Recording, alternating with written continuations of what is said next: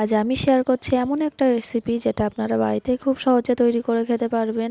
তো এটা হচ্ছে চিকেন কাটলেটের রেসিপি। এর জন্য লাগবে ময়দা, কর্নফ্লাওয়ার, গরম মশলা গুঁড়ো, লাল মরিচের গুঁড়ো, লাগবে গোলমরিচ আর ডিম। এই যে চিকেনটাকে ভালো করে ব্লেন্ড করে নিয়েছি, আর নিয়েছি পেঁয়াজ কুচি খুব মিহি করে কেটে রাখা, আর গোলমরিচ গুঁড়ো, শুকনো লঙ্কার বদলে আপনারা কাঁচা লঙ্কা কুচিও দিতে পারেন। আর লাগবে গরম মশলার গুঁড়ো, আর লাগবে লেবুর পরিবর্তে ভিনিগারও দেওয়া যেতে পারে।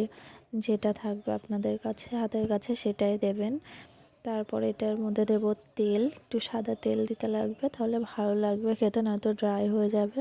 দিয়ে সুন্দর করে ম্যারিনেট করে রাখবো। আর এদিকে ব্রেড ক্রাম্বস করে নিয়েছি আমি টোস্ট বিস্কুট দিয়ে।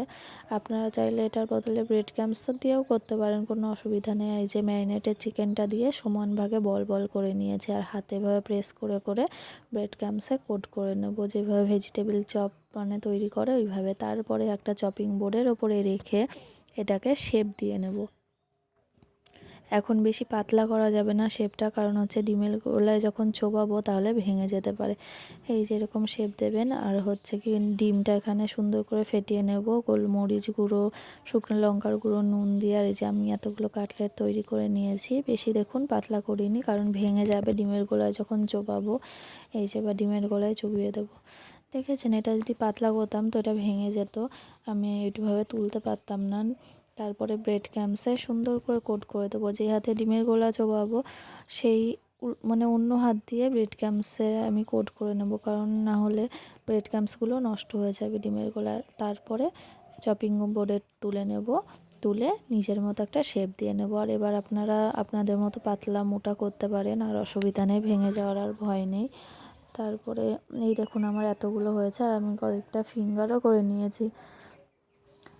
তারপরে এটাকে এই দেখুন এতটা পাতলা হয়েছে, কত সুন্দর লাগছে এগুলোকে দেখতে। আধ ঘন্টার জন্য এবার ফ্রিজে আমি এটাকে সেট হতে দেব। এটাকে আধ ঘন্টার জন্য ফ্রিজে রাখলে বেশি ভালো হয়। আপনাদের কাছে টাইম না থাকলে এমনিও ফ্রাই করতে পারেন।